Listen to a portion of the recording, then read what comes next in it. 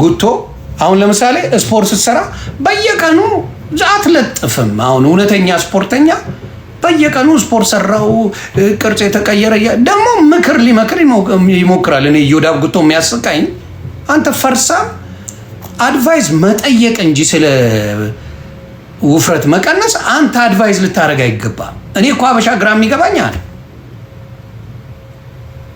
እግዚአብሔር ምስክሬ፣ አበሻ ግራ የሚገባኝ ዮዳብ ጉቶ ምክር መጠየቅ ሲገባው ጭራሽ ይመክራል። መጥቶ ፋስቲንግ ወተር ፋስቲንግ ብሎ ይመጣል። በርሜል ሙሉ ውሃ ይጠጣል።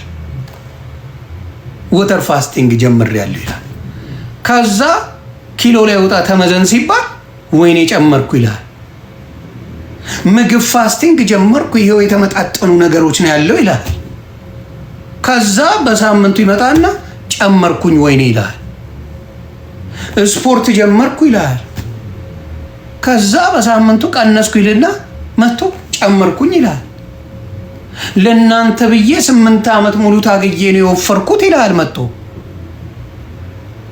ሰጋቱራ እካክ የታወቀው ዮኒ ማኛን ሰድበ ሀገር ፖለቲካ ሰራ ነበር ይላል። የታወቀው ማኛውን ሰደብክ፣ በቃ ፈመስክ። እኔ መልስ ሰጠው ሲያቀብጠኝ አለቀ። እና አንዳንዴ የምትመክረዋለ የምትመከረዋለ። አንድ ሰው በስፖርት ዙሪያ በምግብ አመጋገብ ዙሪያ የዮዳብ ጉቶን ምክር ከሰማ ቀውስ ነው ማለት ነው። ቀውስ ምን የመሰለ እብድ ነው ማለት ነው። እንደሱ ዘብዝፎ ሊያስቀምጣችሁ እንጂ ጥሩ ቁመና እንዲኖራችሁ አደረጋችሁ። ሐቁ ነው። ለምሳሌ እኔ በተግባር እነግርሃለሁ።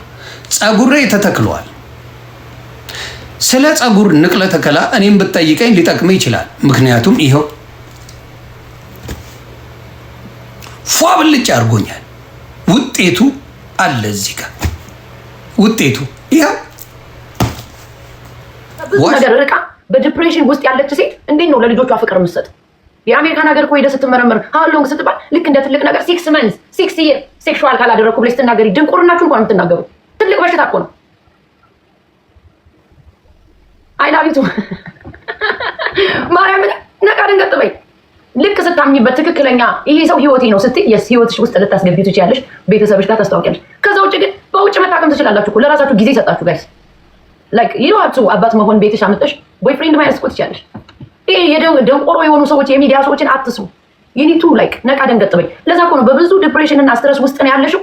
ጥቁቁር ብለሽ ዲቃቃ አዝማሪ ነው የምትመስይው። በቃ ሳይወልዱና ሳያገቡ የቀሩትን ደግሞ እያቸው። እነሱ ጭራሽ ተስፋ ያስቆርጡሻል። እነሱ አበበ ሲሄድ ከበደ ሲመለስ አለማየሁ ሲመጣ እንትና ሲመጣ ያ ጊዜ ያለ ይመስላችኋል። ያ ጊዜ የለም። አሁን ባገኘሽው ታክመሽ ቁጭ ብለሽ ህይወትሽን ሴት ልጅ የህይወት ዋና አንደኛ ቻፕተሩን ማየት አለባት። በቃ ያ ምንድነው ደግሞ መውለድ ማግባት። በቃ ከእግዚአብሔር የመጣ ነገር በእግዚአብሔር ስራ አንገባም። ከዛ ውጭ ግን ቁጭ ብላችሁ ሻንጣችሁን ይዛችሁ ትራቭል እንደ ጎልድ ዲገር እያደረጋችሁ ጊዜ ለሄደባችሁ ሴቶች ተስፋ ታስቆርጡ ሌላውን ትውልድ። ነቃ ደንገጥ በይ። ህይወትሽ ካልሰራ መቀየስ ነው እንጂ ቁጭ ብለሽ እናት እኮ ለልጇ ይሄ የድህነት ኮመንት እናት እኮ ለልጇ ዋጋ መክፈል አለባት። ዋጋ የምትከፊው ራስሽን እየጠበቅሽ ነው፣ ደስ እያለሽ ፍውስ ብለሽ መጥተሽ። አሁን ጭንቅላቴ የህፃን ልጅ ጭንቅላት ነው ያለው አስተሳሰቤ። እንዴ አሁን ያስጠላል። ያልተቋደሰ ሰው ማየት ነው እዚህ አካባቢ። ቢኮዝ ንግግራቸው ያስታውቃል። ከዛ ነገር ሎንግ ታይም ከራቆ ያስታውቃል። በቃ ስትረስ ይዟቸዋል። ማርያምን እንዴ ሴት ልጅ መፈወስ አለባት በተገኘው አጋጣሚ። ያ በተገኘው አጋጣሚ ስልሽ እዛ ስራሽን እየሰራሽ አሁን ልጅ አላልኩም። ለምትወጂው ለምትፈልጊው ሰው መፈወስ አለብሽ። ማንንም አትስሚ። ይቀሙሻል እኮ እዚህ ቲክታክ ላይ ማምዬ ጀግና ሴት ወንደርፉል ውመን አይገርምም? ሲንግል ማም ናት እኮ ልጆቿን እንዴት እንደምታሳድግ ቤቷን እንዴት እንደምትዘው እያልኩ ይቀብሩሻል። እያደነቁ ነው የሚቀብሩሽ እኮ እንደዚህ። ከዛ አንቺ ማድናቆት ደስ ይልሻል። 20 ዓመት ተዘብዝበሽ ቤት አትወጭም። በቃ አትወጭም። አሁን እንደዛ ያላችሁኝ ሰዎች ታናዱኛላችሁ። አሁን ሳያችሁ ጊዜና ጠፋችሁ። ቤት ስንት ተፈውሽ የምመጣው እስካሁን ድረስ ቲክታክ ላይ ስነ ስርዓት ጎሎታል እያሉ ቁጭ ብለው በቃ ስነ ስርዓት የጎደላችሁ ስራሳችሁ እየርሽ ተፈወሽ። በቃ የአሜሪካውን ቁጭ ብሎ የዞረበት አንቺንም ያዞርብሻል። አሁን እኮ ጭቆቹ እኮ አሁን ወንዱን የደነዘዘ እንጂ ጭቆቹ እኮ ሂደዋል እኮ። ክርስቶስ ቡና ሊቀርብ ነው ማለት ሄደዋል። አሁን ማርያም አንዱ ምን እንዳለኝ ታውቃላችሁ ወይ? ማምዬ 3 ልጅ የወለዱትን ጭራሽ ቀብረር እንዴ ነው ምን አረግሽበት ይለኛል። ማርያም በስነ ስርዓት ደውሎ ቆሎ ጓደኛዬ የወለደች ግን የጠበስኳለ ቀብረር ትልብኛለች አለ። ተንቀባረሪበት የኔ ማር። አሁን እኮ ወላድ እኮ ነው የሚፈልግ ጋይስ። ወላድ ራሷን ትጠብቃለች፣ ጨላላት፣ ከወንድ ልጅ ኤክስፔክት አታረግም፣ ገንዘብ ትሰራለች። በጣም ብዙ ጀግና ሴቶች እኮ አሉ ጋይስ። ማርያም ወንዱ እንዲያውም ከፋ ይሆናል እዚህ አካባቢ። እንዴ አንዳንድ ወንዶች እኮ በትላልቅ ሴት እኮ ነው የሚተዳደሩት። እግዚአብሔር የገንዘብ የሚጠይቅ ወንድ እንዳታመጣብኝ አደራል። እንዴ የሴቶችን ለመናገር ምንም አይነት ሞራል የላችሁ። በተለይ ሲንግል ማሞችን ልትናገሩ ምንም አትችሉ፣ ሞራሉ የላችሁ። ቢኤምአይን መጀመሪያ ቁጭ ብለው ወይኔ ለልጅሽ ጀግና ነሽ፣ ወንደርፉል መሆን፣ የቤቷ ጽዳት፣ ምግቡን ስትሰራው ይሉሻል። ይሄ ምን ይሆናል? ይሄ ጭንቅላትን ያድሳል? ያቋድሳል? አያቋድስም። ነቃ ደንገጥ በይ ለራስሽ። ሌላ ወንድ ላይ ኢንቨስት የምታደርጉትን ገንዘብ ራስሽ ላይ ኢንቨስት አድርጊ። የኛ ትዳር ሌላ ደግሞ አንዳንድ እናንተ ትዳር እኔ የምመክራችሁ ቺኮቹ በደንብ ስሪ፣ ልጆችሽን ቴክ ኬር አድርጊ፣ ሪስፖንሲቢሊቲ ውሰጂ፣ የልጆችሽን ፋሲሊቲ አሟይ፣ ራስሽን ጠብቂ። ከዛ ውጭ ደስ ለሚልሽ ነገር ጊዜ አታጥፊ። ማንንም እንዳሰሚ ድንቆር በይ። ለዚህ ለሚዲያ ሰው የዞረበት ያዞርብሻል። እኔ እንደዚህ ይላሉ። እኔ እግዚአብሔር ይመስገን ወንድ ልጅ በህይወት ያስገብቼ ከማለቅ ስንት ጊዜ ነው ይላሉ። የድህነት ንግግር እኮ ነው። ትልቅ በቃ የችግር ነው፣ የችግር ድምፅ።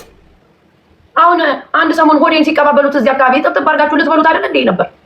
በተለይ አንድ ወንድ እንደዚህ ያደረገ ተብሎ ሚዲያ ላይ ከመጣ በጎን አዛ ይመስልሽ ነው የምትገቢ ለመብላት በቃ እንደው ተዋዳችሁ ተፋቅራችሁ እንኳን አጠብሱም እኮ ሰው ጊዜ ወስዳችሁ ለመብላት አንዱን ታጣጥልና ለራሷ ጥብጥብ አድርጋ ልትበላ ነው። እዚህ ሚዲያ ላይ አሁን ፊት አንሰጣችሁም። የሆነ ወንድ ፋውል ሰራ ሲባል እንቀበለዋለን ከነፋውሉ።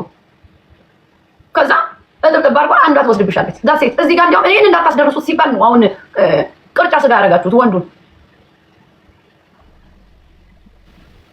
የምሬ ነው። አስባችሁታል? ሆዴና ሀጂ አንድ ሰሞን የመጡ ጊዜ እንግዲህ እኔ አሁን አስተያየት አልሰጠውም። ሆዴ ላይም እንዲያውም የሆነ ጅጅን የሆነ ነገር ሲላት አንድ ጊዜ አስተያየት ሰጥቻለሁ እንጂ እኔ አስተያየት አልሰጥም። በቃ ወንድ ልጅ ሊቸግረው ይችላል፣ የሆነ ፋውል ይሰራል ምናምን ዳሴት። እኛ እንኳን ከክፍለ ሀገር መጣ እንደዚህ አይነት አስተሳሰብ ነው ያለን። ይሄ የከተማ ያራዳ ልጅ እኮ ይቸግረዋል። በቃ ጨላ ምናምን ሲፈልግ የሆነ ሰዓት ይደነገረዋል፣ ሰምጤ ይላል። በቃ ያችን ቀን ለማሳለፍ እዚህ ስቆጭ ብላችሁ ቅስም ለመስበር እንትና ማነው እንትኑን አሰራ ተባላችሁ ሴንቲሜትር ነው እያላችሁ ኤክስፖዝ ስታደርጉ የነበረ ፕሮሞሽን እየሰራችሁ ከዛ አዛ ይመስላችሁ ደግሞ በውስጥ ቴክስት ነው የምትጽፉ። ዳሴት ሚዲያ ላይ ግን አላፈሪና ሴቷን እንደዚህ አርጓት ነው የምትሉ። እኔ አሁን ተመልካች ነው የነበርኩ። ሀጅንም አልተሳደብኩም፣ ወዴንም አልተሳደብኩም። ሌላስ ማን ነበር? አንድ ሰሞን ደግሞ ልቆስቁሰው ብሎ የሆነ ቆንጅዬ ልጅ መጥቶ ነበር። እሱ የመጣ ጊዜ ደግሞ እሱ ለነገሩ የሚወደው ችግ ነበረው። ያው ከዛም ብሎ ተቀማምጦ ነካው። ጎበዝ ነው እሱ። ወንድ ልጅ ሲወድሽ እኮ ከዚህኛው ተቀብሎ ወደዛኛው ነው የሚነካው። አንዳንዱ ነፍራራ 3 ትራክ አለኝ። ትራኩን ስንት ዓመትሽ ነው ስትባይ 4 ትራክ አለኝ። ኧረ እኔ ገንዘብሽን አይደለም እድሜሽን የጠየቁ ይላል ያራዳ ልጅ። ይቀባበልሽ በደንብ አድርጎ። ሰው ሲደናገረው እኮ ብዙ ነገር ያደርጋል እኮ። ያማቸዋል እንዴ? እና ይሄንን ያነሳሁት ምንድን ነው